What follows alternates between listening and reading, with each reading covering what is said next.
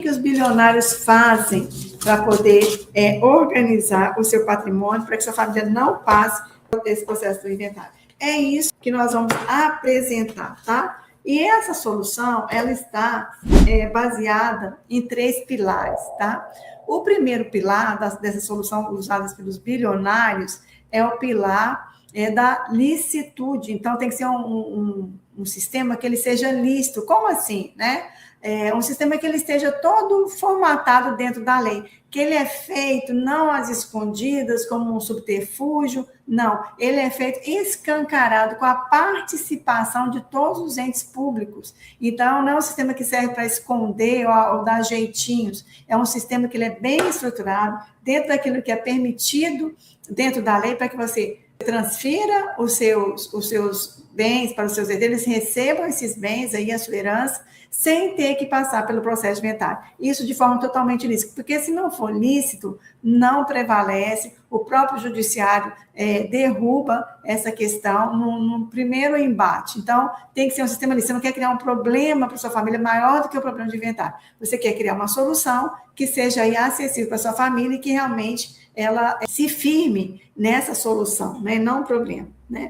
Então, o primeiro pilar é a licitude. Eu falei que são 3 pilares. O primeiro pilar é a licitude, ele está organizado dentro de uma base legal, dentro daquilo que a lei permite. O segundo pilar é para quem é esse sistema? Esse sistema é para todo mundo? Eu já disse que aqui no nosso escritório nós atendemos grandes fortunas e também aquela pessoa que tem um único imóvel. Então, esse sistema é para toda pessoa, esse planejamento para evitar o inventário, para planejar a sucessão, para organizar o seu patrimônio, ele é para todo mundo? Bom, eu vou fazer 5 perguntas aqui e você vai responder a essas 5 perguntas, tá?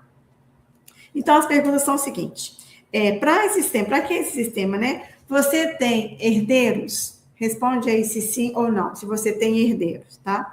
Você possui bens? Qualquer bem, pode ser imóvel, dinheiro em conta, investimentos, fazendas, casa na praia, joias, tudo que possa ser mensurado aí financeiramente, expresso em moeda. Você tem bens, tá? Outra pergunta que a gente faz. Então, a primeira, se você tem herdeiros, tem para quem deixar esses bens, né? E a terceira pergunta é: você ama esses seus herdeiros, essas pessoas que serão seus beneficiários? Elas são pessoas importantes para você? Tá? Então, responde se são importantes para você ou se são, por exemplo, eu vou deixar meus bens para uma instituição e daí não faz tanta diferença se eu for pagar imposto, se não vai, como que vai ficar o resultado da minha herança, ou você realmente ama essas pessoas e faz diferença para você o que vai acontecer com elas no futuro, né? Essa é a terceira pergunta. A quarta pergunta tem mais a ver com você, né? Como que foi para você construir esse patrimônio? Porque a realidade do brasileiro, né, a nossa realidade, é que nós estamos vendo a primeira geração que tem herdeiros, né? Que os filhos beneficiários estão herdando, né? Nós somos daquela geração, a maioria, né, na faixa de 60, 70 anos, que construiu o patrimônio com as próprias mãos, que não recebeu de mão beijada, né? Que teve dar dura para construir o patrimônio, não foi uma herança, né? Então, essa geração em 60, 70 anos, eles construíram o patrimônio, deram duro ali e foram construindo, sabe, o custo de cada tijolo, de cada real economizado, né? Então, você deu duro para construir esse patrimônio e você recebeu ele de mão beijada, né? E até quem recebeu de mão beijada, a gente tem que fazer aqui uma separação, porque a gente muitas vezes vê o duro que os nossos pais deram para poder construir aquele patrimônio que eles queriam deixar para nós. Então, cuidar bem do que nós recebemos também é diferente, né? É um respeito àquelas pessoas que esforçaram tanto para fazer a nossa vida melhor, por amor a nós, né? Então, como foi? Você que construiu o seu patrimônio, recebeu de mão beijada, né?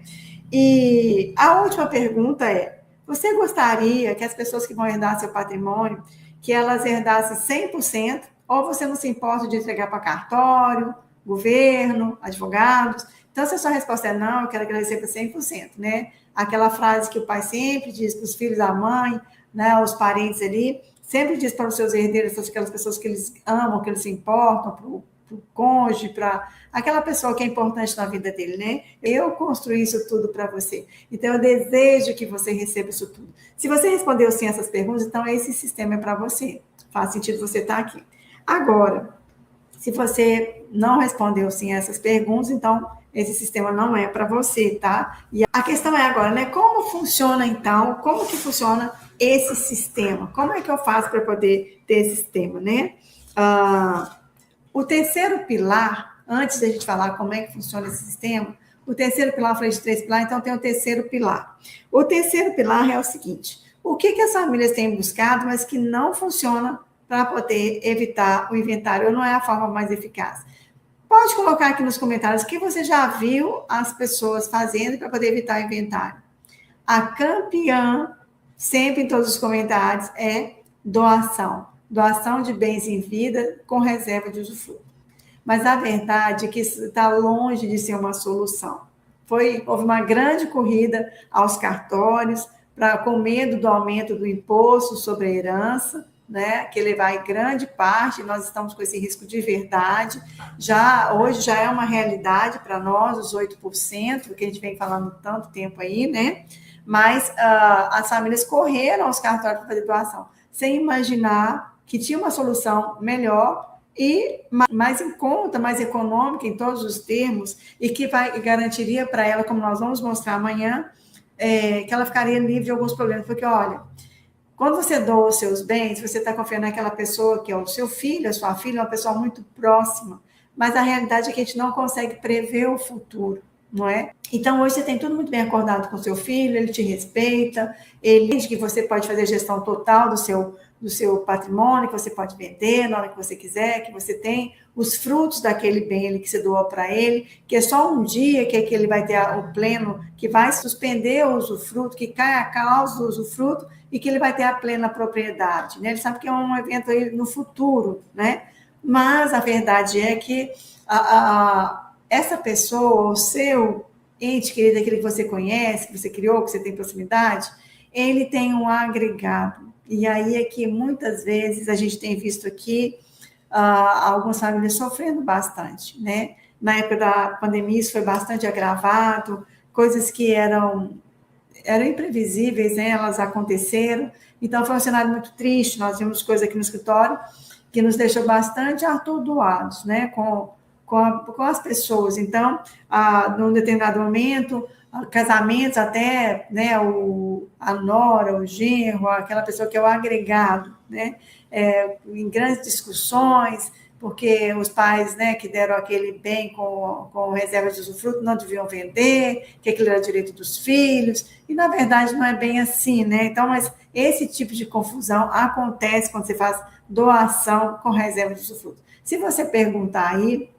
vai ter casos, sim, que fluiu tudo bem, mas aqui no nosso escritório a experiência não é boa. E é por isso que a gente tem desses casos, né? A gente sempre entra para solucionar esses casos, e muitas vezes a pessoa perde o negócio porque teve que esperar a assinatura, né, do filho, ou teve que esperar a assinatura da nora, depois que o filho se casou. Enfim, os eventos futuros são imprevisíveis. Então, esse sistema, né, do planejamento, esse sistema de organizar o seu patrimônio, ele realmente funciona, tá? Então, a doação ela não funciona, né? Quando vem os problemas, eles realmente vêm com muita força, e você perde a liberdade plena sobre aquilo que você construiu, e que você tem todo o direito de estar usufruindo até o final da sua vida, né? E também até de não deixar essa herança, ou de vender, ou enfim, de ter a plena gestão daquilo que você criou, né? Um bem seu. Bom, outra coisa também. Para fazer valer a minha vontade, eu vou lançar a mão do testamento, então deixa o testamento. Então, vou te perguntar, quantos casos você já viu na mídia de testamento que até hoje não deu problema? O testamento não funciona, né? Hoje o testamento ele ainda pode ser feito, né? Pode ser, ou quando você tem um testamento, ele pode ser feito em cartório, não precisa, recentemente teve a decisão de que não precisa do juiz lá homologar o testamento, então você faz esse cartório. Mas quando esse testamento dá problema, tá? E o testamento ele não evita o inventário, ele só manifesta a vontade do testador, mas o inventário vai acontecer da mesma forma. E mais, e se o testamento fosse discutido, aí você entra numa demanda judicial que não tem fim. E nós já sabemos o tanto que o judiciário é assoberbado e o tanto que a decisão daquilo que era a sua vontade passa a ser o que o juiz decide. Então, testamento também não funciona. São soluções que, na verdade, não são soluções, né? Não é o melhor que tem, não são as melhores estratégias, né? Então, mas aí qual que seria essa estratégia, né? Qual que é a melhor estratégia que tem? É o planejamento patrimonial e sucessório, que é a forma de você estruturar esse seu patrimônio de maneira que ele que evite que a sua família venha passar por esse pesadelo. Então, agora que você já entendeu um pouco mais do que é esse pesadelo, né? O tanto que custa o inventário, né? A solução é o planejamento patrimonial da família, tá? É a estruturação do seu patrimônio dentro daqueles pilares. Licitude para quem que é, de acordo com o seu desejo, de acordo com aquilo que você deseja que aconteça com o seu patrimônio, com os seus bens durante a sua vida e depois também, quando você for transmitir esses bens. E o terceiro pilar, como que a gente já disse, né? Se você tem interesse que aquelas pessoas que você mais ama receba aí 100% desse patrimônio, né? Que hoje a gente sabe que está bastante conturbado, está cada vez mais o governo levando uma parte maior, o que não é nada justo, já que se a gente paga imposto a vida inteira, né? Todos os dias nós pagamos imposto. Então, gente, hoje o que eu queria passar para vocês é isso, é o problema que é o inventário, o quanto que ele custa, como que os bilionários fazem para poder não passar pelo inventário, que eles têm um planejamento patrimonial sucessório, uma estrutura organizacional que permite que eles não passem por esse processo e que os herdeiros recebam de forma tranquila, né, os bens deixados para eles, o acervo daquela pessoa, sem ter que passar pelo caro, doloroso e trabalhoso processo de inventário, que empobrece as famílias. O problema do inventário é que ele empobrece as famílias, né?